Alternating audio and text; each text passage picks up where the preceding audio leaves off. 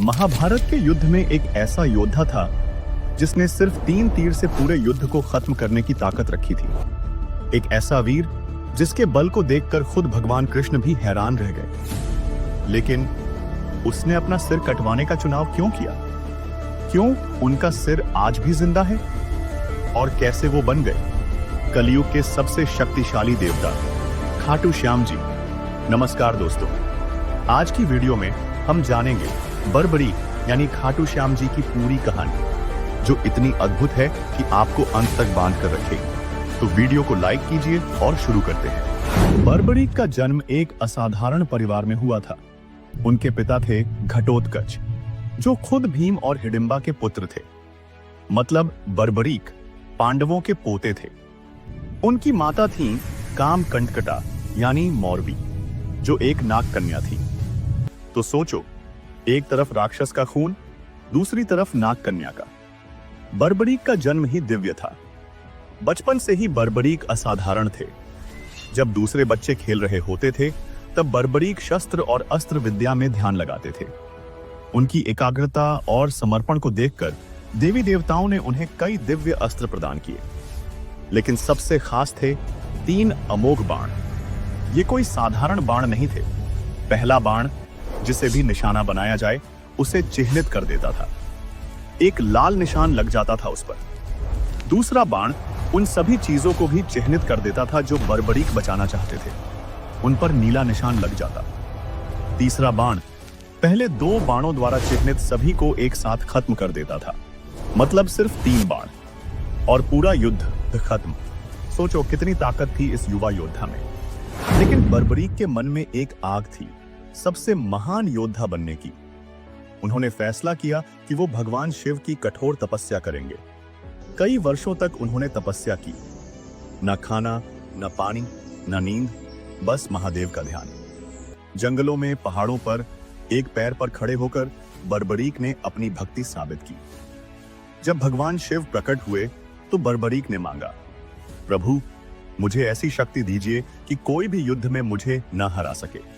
महादेव प्रसन्न हुए।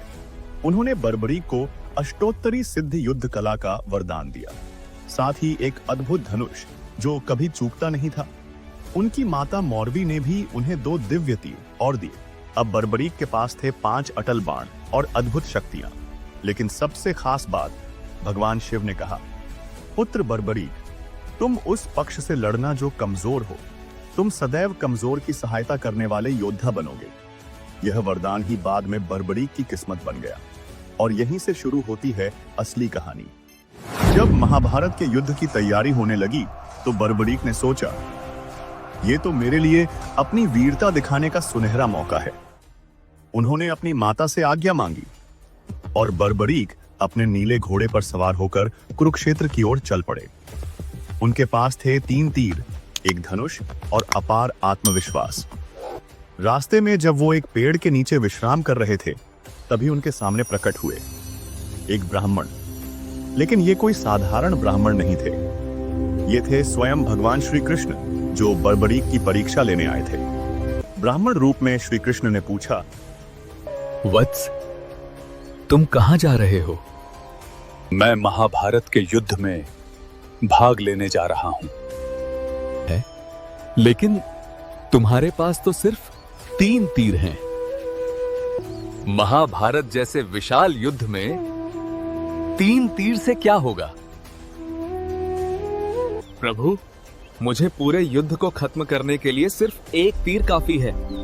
बाकी 2 तो बस यूं ही हैं।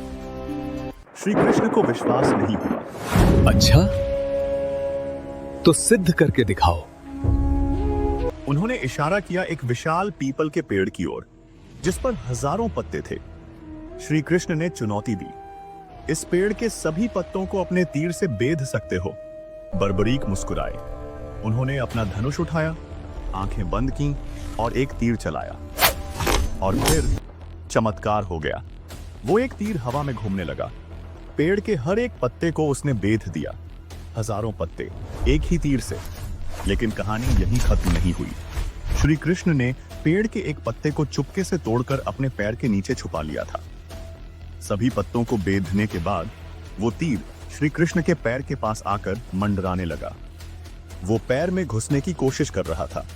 बर्बरीक ने तुरंत तीर को वापस बुलाया और कहा, ब्राह्मण देव, कृपया अपना पैर हटाइए। आपने एक पत्ता अपने पैर के नीचे छुपा रखा है।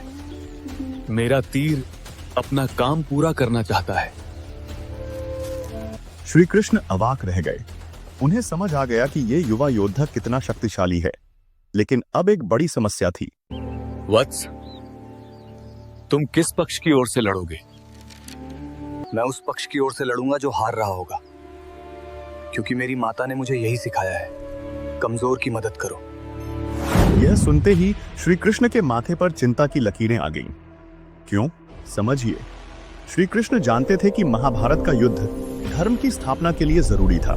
पांडव भले ही संख्या में कम थे, लेकिन उनके साथ धर्म था। अगर बर्बरीक कौरवों की तरफ से लड़ते तो वो कौरवों को जीता देते, धर्म की हार हो जाती। अगर बर्बरीक पांडवों की तरफ से लड़ते तो पांडव जीतने लगते। फिर बर्बरीक अपनी प्रतिज्ञा के अनुसार पक्ष बदलकर कौरवों की मदद करने लगते। फिर कौरव जीतने लगते तो बर्बरीक फिर पांडवों की मदद करते। मतलब युद्ध कभी खत्म ही नहीं होता। बर्बरीक अकेले ही दोनों सेनाओं को खत्म कर देते। न पांडव बचते न कौरव। और सबसे बड़ी बात, युद्ध का पूरा श्रेय बर्बरीक को चला जाता। श्री कृष्ण की पूरी योजना, अर्जुन की तपस्या, सब बेकार हो जाता। श्री कृष्ण को एक कठिन फैसला लेना था। श्री कृष्ण ने अपना असली रूप दिखाया। उन्होंने विराट स्वरूप धारण किया। बर्बरीक तुरंत समझ गए कि सामने खुद भगवान खड़े हैं। उन्होंने प्रणाम किया। श्री कृष्ण ने कहा, वत्स बर्बरीक, तुम्हारी शक्ति अतुलनीय है, लेकिन धर्म की स्थापना के लिए मुझे तुमसे एक दान मांगना है। प्रभु, आप जो मांगे मैं देने को तैयार हूं। मुझे दान में तुम्हारा सिर चाहिए, युद्ध शुरू होने से पहले। यह सुनकर बर्बरीक थोड़ी देर के लिए शांत हो गए। फिर उन्होंने कहा, प्रभु, मैं युद्ध देखना चाहता हूं। मैं इतनी तैयारी करके आया हूं, इतनी तपस्या की है। क्या मैं कम से कम युद्ध तो देख सकता हूं?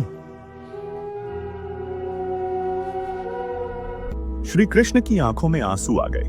उन्होंने कहा, तथास्तु, तुम्हारा सिर युद्ध भूमि की सबसे ऊंची पहाड़ी पर रहेगा। तुम पूरा युद्ध देखोगे। और सुनो, श्री कृष्ण ने वरदान दिया, इस युद्ध का असली विजेता तुम होगे। कलयुग में तुम्हारी पूजा मेरे नाम से होगी। तुम श्याम कहलाओगे, खाटू श्याम। बर्बरीक ने बिना किसी हिचकिचाहट के अपनी तलवार उठाई और अपना सिर काटकर श्री कृष्ण के चरणों में रख दिया। यह था महाभारत का सबसे बड़ा बलिदान। एक ऐसा योद्धा जो अकेले पूरे युद्ध को जीत सकता था, उसने धर्म के लिए अपना सिर दे दिया। बर्बरीक का सिर पहाड़ी पर रखा गया। 18 दिनों तक उस सिर ने पूरा महाभारत युद्ध देखा। युद्ध खत्म होने के बाद श्री कृष्ण ने सभी योद्धाओं से पूछा, बताओ, इस युद्ध में सबसे महत्वपूर्ण योगदान किसका था? अर्जुन ने कहा, मेरा। भीम ने कहा, मेरा। हर कोई अपनी वीरता का बखान कर रहा था। तब श्री कृष्ण ने बर्बरीक के सिर से पूछा, तुमने पूरा युद्ध देखा है,